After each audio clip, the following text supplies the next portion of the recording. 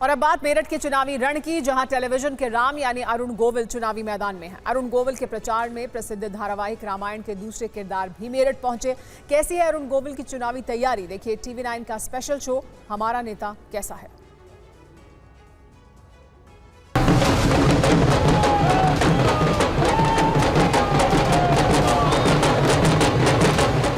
ये तस्वीरें मेरठ की, जब छोटे पर्दे के राम, लक्ष्मण और सीता खुली जीप पर एक साथ वोट मांगते हुए दिखाई दिए।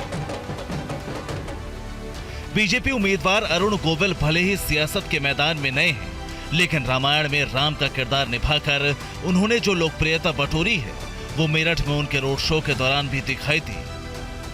मेरठ से बीजेपी प्रत्याशी अरुण गोविल का रोड शो शुरू हो चुका है।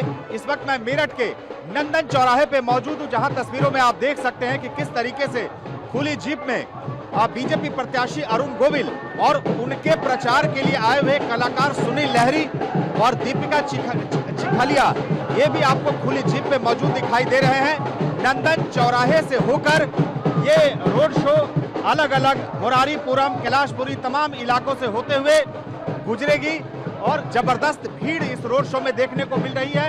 आप तस्वीरें देखिए कि किस तरीके से लोग अपने अपने घरों से बाहर निकल आए हैं एक झलक अरुण गोविल का देखने के लिए।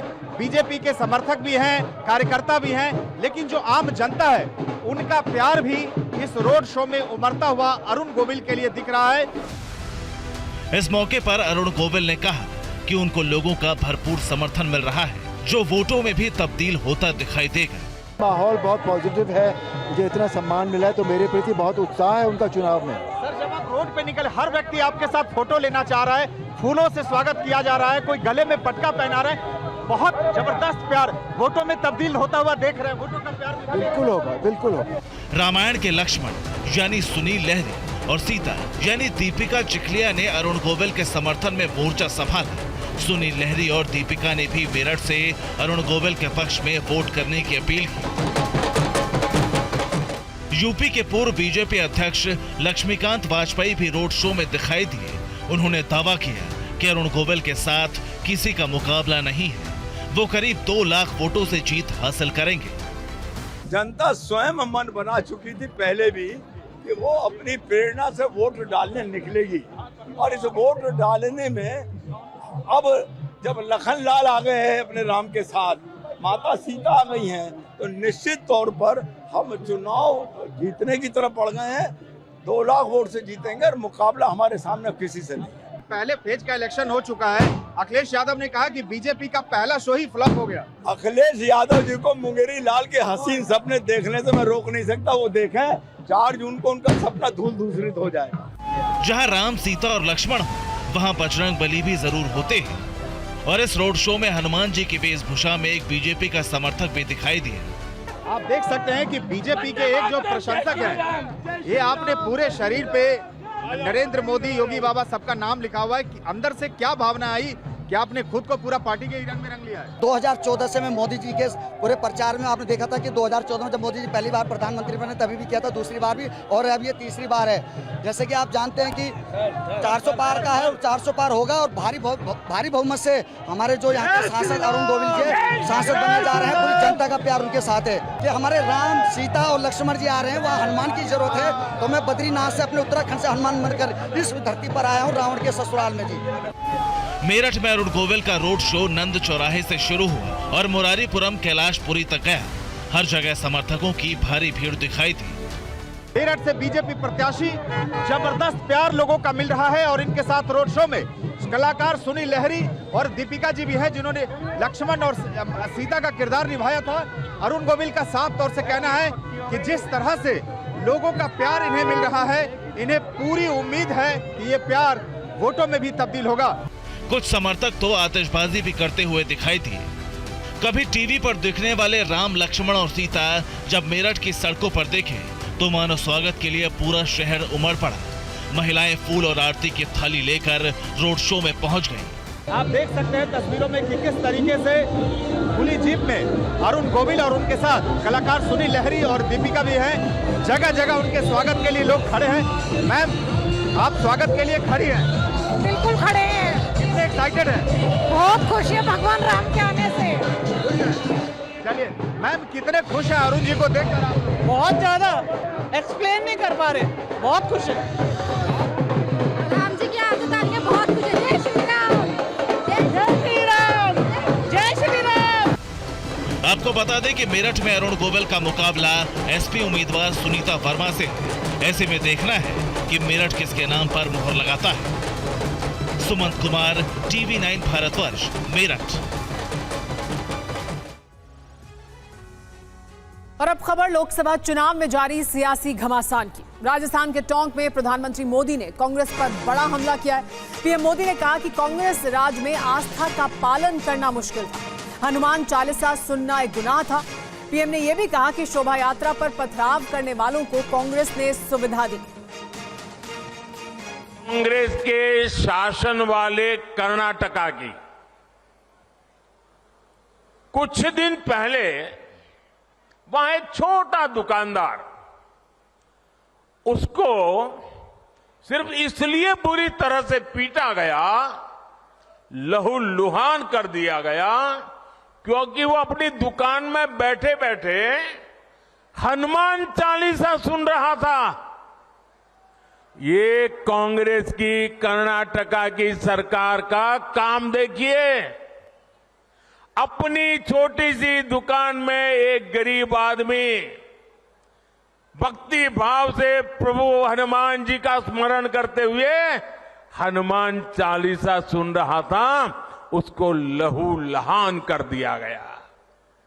आप कल्पना कर सकते हैं, कांग्रेस के राज में हनुमान चालीसा सुनना भी गुनाह हो जाता है। कांग्रेस के राज में अपनी आस्था का पालन करना भी मुश्किल हो जाता है। कुछ दिन पहले ही रामनवमी बीती है। कांग्रेस के जाने के बाद पहली बार शांति से शोभा यात्रा निकली है पूरे राजस्थान में, वरना पहले और चुनाव की आपाधापी गर्मी होने के बावजूद भी कांग्रेस ने तो, और हमारे यहां तो सूरज की पहली किरण का स्वागत भी राम राम सा से होता है। राम राम सा, कोई किसी को मिले तो पहले मुंह से निकलता है राम राम सा। कांग्रेस ने तो राम राम सा कहने वाले राजस्थान में राम नवमी पर प्रतिबंध लगा दिया था। टोंक में पीएम मोदी ने कांग्रेस पर हमला करते हुए कहा कि कांग्रेस की सोच तुष्टीकरण की रही है। कांग्रेस ने 4 बार मुस्लिम रिजर्वेशन लागू करने की कोशिश की।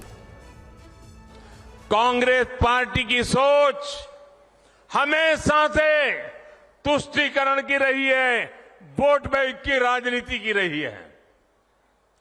2004 में जैसे ही कांग्रेस की केंद्र में सरकार बनी, उसके सबसे पहले किए गए कामों में था, सबसे पहला काम था चुनाव जीतने के बाद आंध्र प्रदेश में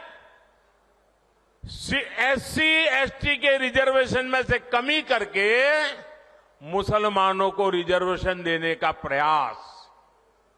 ये एक पायलट प्रोजेक्ट था जिसे कांग्रेस पूरे देश में आजमाना चाहती थी।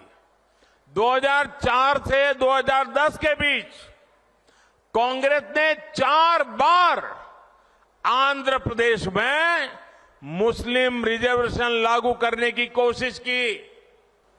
साथियों, कांग्रेस की इन साजिशों के बीच मोदी आज आपको खुले मन से गारंटी दे रहा है, दलितों, पिछड़ों और आदिवासियों का आरक्षण न खत्म होगा। ये मोदी की गारंटी है। आरक्षण न खत्म होगा और न ही उसे धर्म के नाम पर बांटने दिया जाएगा। ये मोदी की गारंटी है। 2020 में आरक्षण की संवैधानिक समय सीमा खत्म हो रही थी और उस समय आपने मोदी को सेवा के लिए बिठाया हुआ था। ये मोदी है जिसने दलितों आदिवासियों का आरक्षण और 10 साल के लिए बढ़ा दिया था। पश्चिम बंगाल के मालदा में चुनावी रैली में बोले अमित शाह।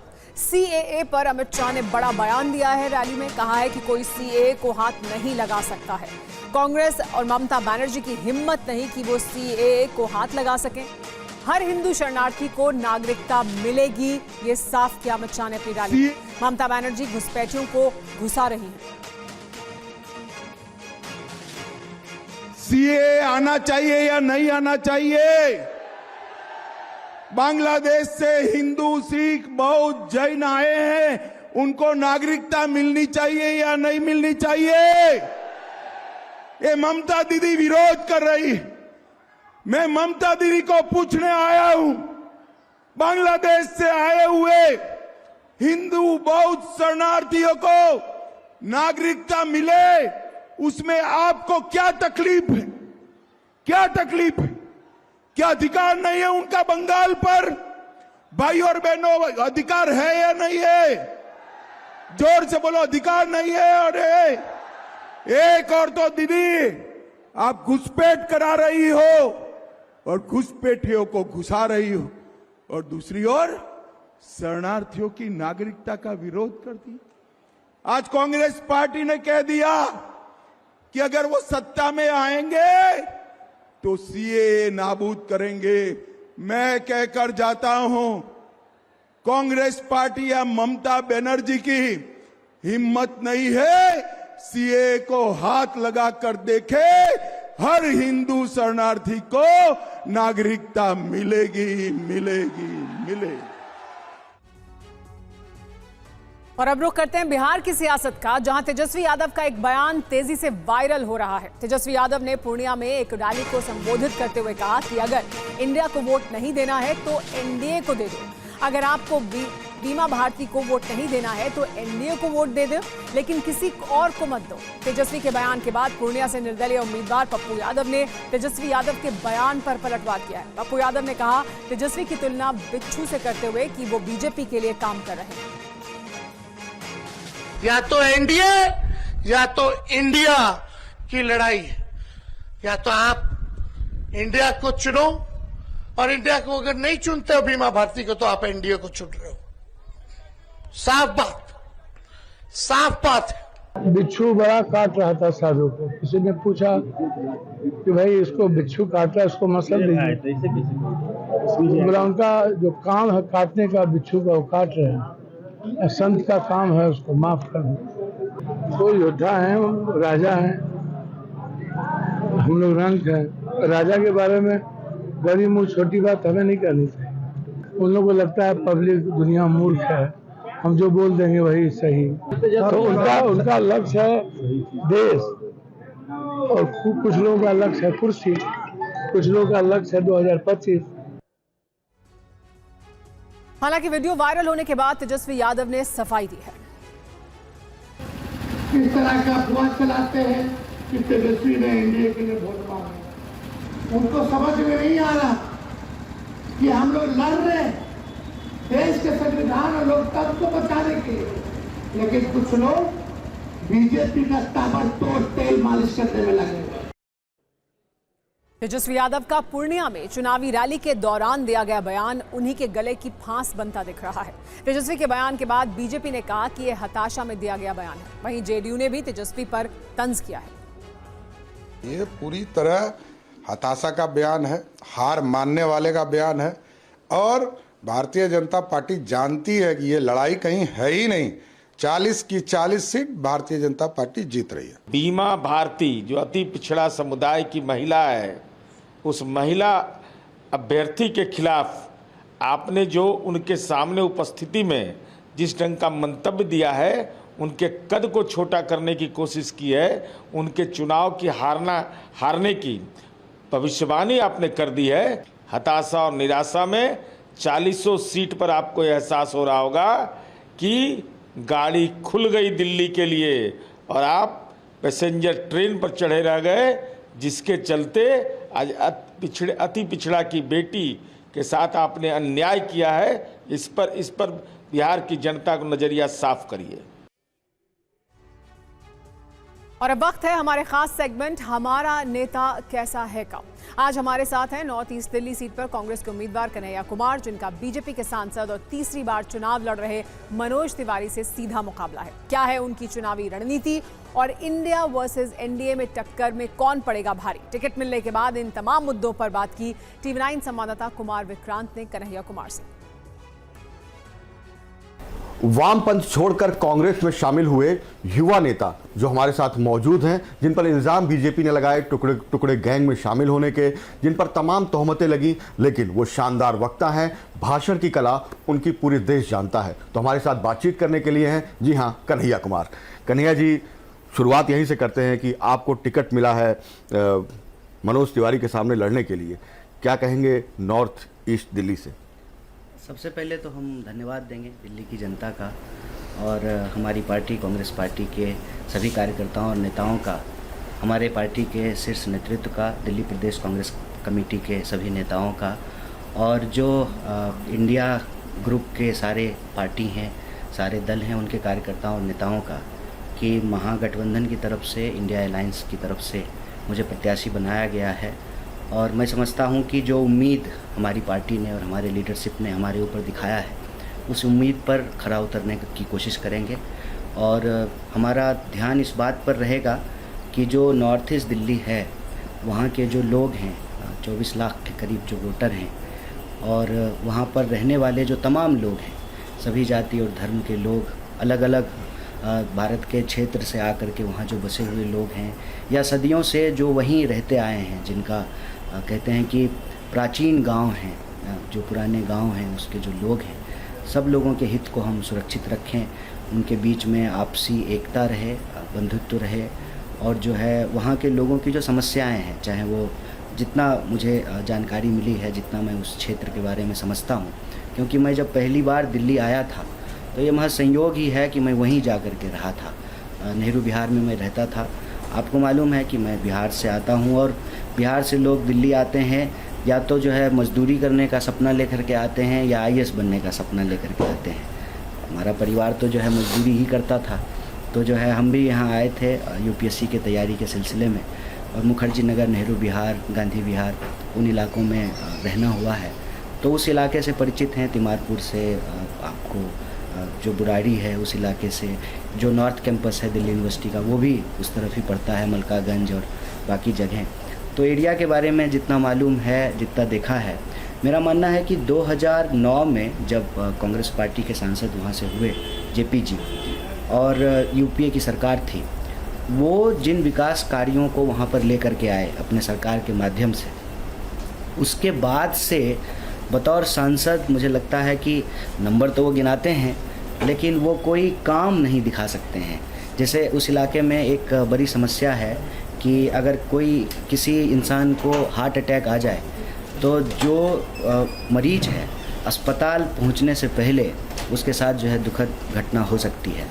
तो अच्छे अस्पताल कैसे बने, अच्छा जो स्कूल है उसको और बेहतर कैसे बनाया जाए, सड़कें कैसे और दुरुस्त हो, पानी की समस्या कैसे ठीक हो, ट्रैफिक की समस्या कैसे दुरुस्त हो, इन चीज़ों पर ध्यान रखेंगे। और मेरा मुकाबला किसी व्यक्ति से नहीं है, मैं बार बार कहता हूँ। एक तरफ अगर उन्होंने 10 साल काम किया है तो वो अपना काम गिनाएं कि क्या काम वो किए हैं, और हम जो है अब जनता के बीच में अपना एजेंडा लेकर के जाएंगे कि अगर आप हमको मौका देते हैं, अगर आप अपना आशीर्वाद देते हैं, तो हम क्या काम करेंगे। तो मुझे लगता है कि ये मुद्दों की लड़ाई है, और वहाँ के लोगों की जो समस्याएं हैं उसका समाधान कैसे ढूंढा जाए, ये इस बात की लड़ाई। लेकिन सामने जो शख्सियत है मनोज तिवारी, भोजपुरी अभिनेता भी हैं, तमाम गाने गाते हैं, और उस इलाके में तमाम भोजपुरी या UP बिहार के लोग भी रहते हैं, उनको लुभाने के लिए वो काफ़ी उनके पास चीज़ें हैं, वो भजन भी गाते हैं, मोदी जी के लिए भी भजन उन्होंने गाए हैं तमाम, और एक बड़ी शख्सियत है, 2 बार से जीत रहे हैं, और शीला दीक्षित को हराया था उन्होंने। बहुत अच्छी बात है, बड़ी शख्सियत हैं, तो मुझे लगता है कि बड़ी शख्सियत जब वहाँ पर हैं 10 साल से, तो वहाँ की जनता को जो है इसका लाभ मिल रहा होगा, बड़ी शख्सियत के होने का वो लाभ वहाँ उठा रहे होंगे। और मुझे लगता है कि ये बात ना किसी भी इलाके के लिए, चाहे वो दिल्ली हो या भारत का कोई भी इलाका हो, देखिए हमारी सबसे अच्छी बात क्या है ना भारतीय होने की, कि ये विविधताओं वाला देश है, यहाँ आपको हर तरह के लोग मिलेंगे। ये बात बिल्कुल ठीक है कि हर भाषा के लोग जो है वहाँ पाए जाते हैं। भोजपुरी बोलने वाले भी लोग भी हैं, मैथिली बोलने वाले लोग। वो गाने गाएंगे तो आप क्या करेंगे? गाने गाएं, अच्छी बात है। गाना जो है कोई बुरी बात तो है नहीं, गाना गाना चाहिए, इसमें क्या दिक्कत है? जनता उनसे प्रभावित होगी। हाँ तो हो, हम तो कहते हैं कि जनता जिससे भी प्रभावित हो, इसमें कोई लोकतंत्र में जो जनता को प्रभावित कर सके, अगर जनता गाने उनका सुन करके प्रभावित हो रही है तो ये खुशी की बात 10 साल से तो हो रही, तो ठीक है। तो फिर आप कैसे मुकाबला करेंगे?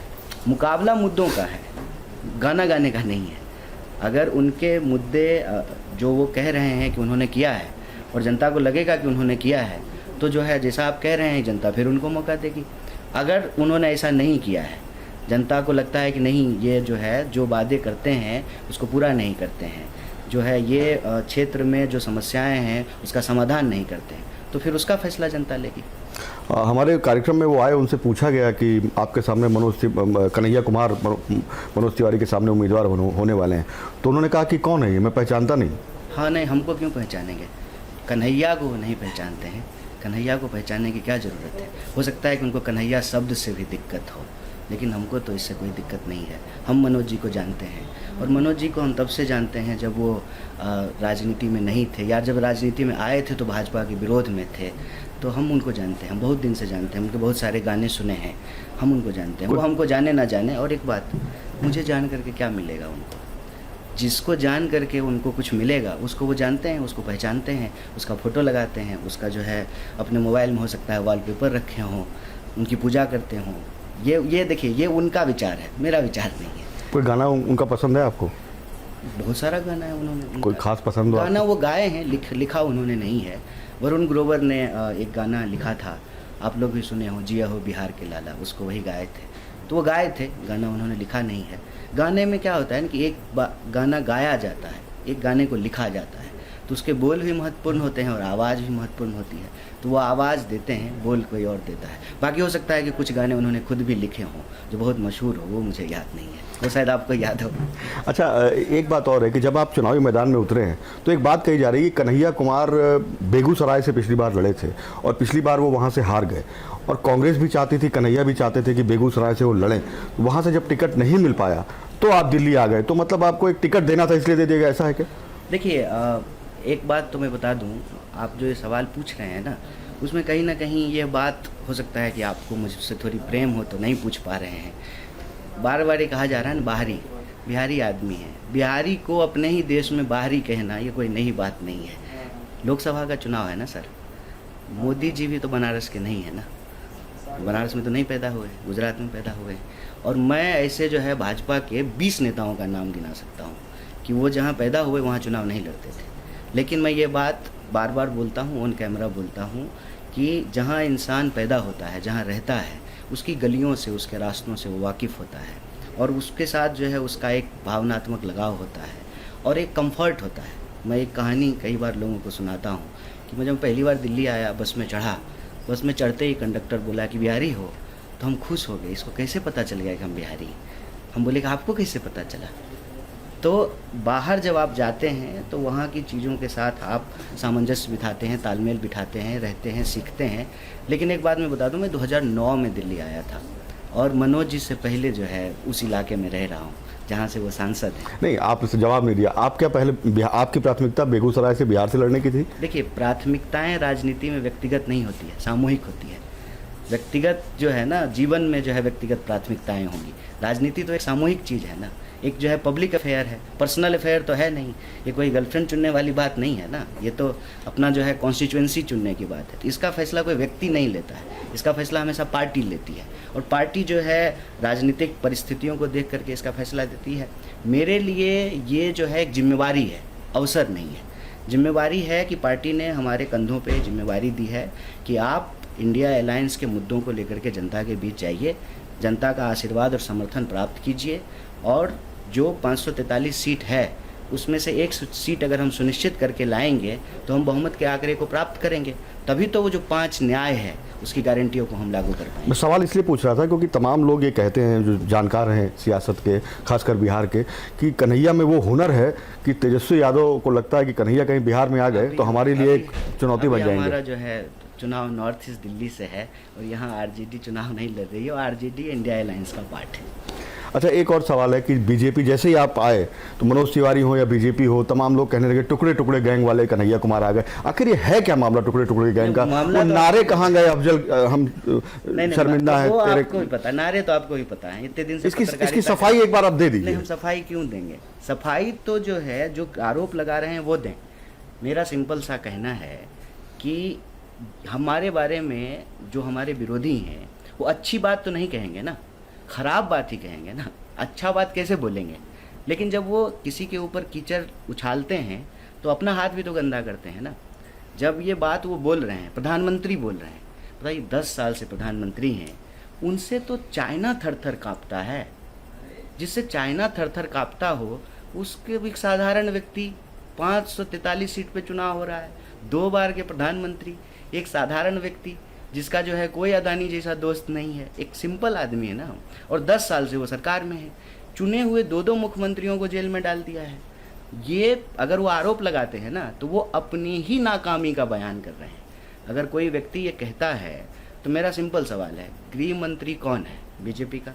प्रधानमंत्री कौन है? बीजेपी का। और जब हमने जो है सुना, दूसरे पत्रकार ने मुझे पूछा कि मनोज जी भी कह रहे थे, तो मनोज जी आप क्या कहना चाहते हैं कि जय शाह के पिताजी जो हैं वो काम नहीं कर रहे हैं? और मैं आपको जानकारी दे दूं कि जब यह बात पार्लियामेंट में पूछी गई, जब इसका आरटीआई करके सवाल पूछा गया तो उन्होंने कहा कि नहीं, ऐसी कोई बात नहीं है, कोर्ट ने ऐसी कोई बात नहीं कही है। तो झूठ बोलने दीजिए, झूठ पे हम क्यों सफाई दें? सफाई तो वो देना कि अगर ऐसा है, ऐसी अगर कोई बात हुई है जिसका वो दावा कर रहे हैं, इसमें अगर कोई भी सच्चाई है तो कार्रवाई क्यों नहीं? क्योंकि आपकी देशभक्ति पे सवाल उठाते हैं वो लोग। उनके उठाने से क्या होता है? मैं शहीद सेना के परिवार से आता हूँ, स्वतंत्रता सेनानी के परिवार से आता हूँ, और सवाल वो मेरे ऊपर नहीं उठाएंगे तो क्या करेंगे? मुझे पुरस्कृत करेंगे क्या?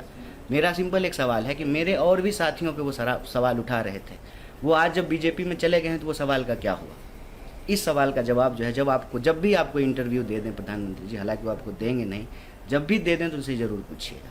अच्छा, एक बड़े प्रोस्पेक्ट में बात करें कि पहले चरण का चुनाव हुआ है, उसके बाद प्रधानमंत्री ने एक बयान दिया है जो बहुत चर्चित है। उन्होंने कहा कि कांग्रेस कहती है कि ये सवाल पूछ के बार बार प्रधानमंत्री का वो बयान चलाते रहते हैं, क्यों बहाना ढूंढ रहे हैं उस बयान को बार बार बोलने का? उससे इस देश की जनता का क्या भला होगा? प्रधानमंत्री को तो ये बताना चाहिए ना कि देश में जो बढ़ती हुई बेरोजगारी है उसके लिए प्रधानमंत्री जी क्या करेंगे? महंगाई को कम करने के लिए प्रधानमंत्री जी क्या करेंगे? देश में अमीरी गरीबी की जो खाई बढ़ रही है उसके लिए प्रधानमंत्री क्या करेंगे? वो कह रहे हैं कांग्रेस जो है महिलाओं के मंगलसूत्र तक लेके और ज्यादा संख्या वाले जो जिनके ज्यादा बच्चे उनको दे देंगे। इसके बारे में वो कहने के लिए उनके पास कुछ भी नया नहीं है। इससे ज्यादा जो है खराब बातें वो कांग्रेस के बारे में बोलते रहते हैं।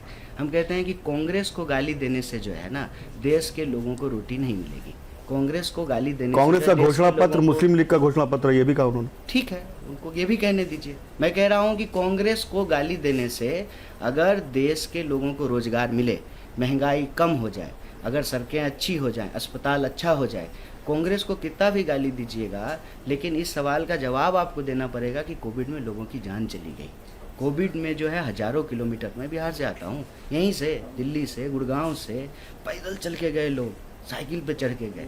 इसका सवाल का जवाब देना चाहिए प्रधानमंत्री जी को। कांग्रेस को गाली नहीं देंगे तो किसको गाली देंगे? मैं तो बार बार कहता हूँ, कांग्रेस को तो उनको गाली देना पड़ेगा ना, क्योंकि कांग्रेस उनकी विरोधी पार्टी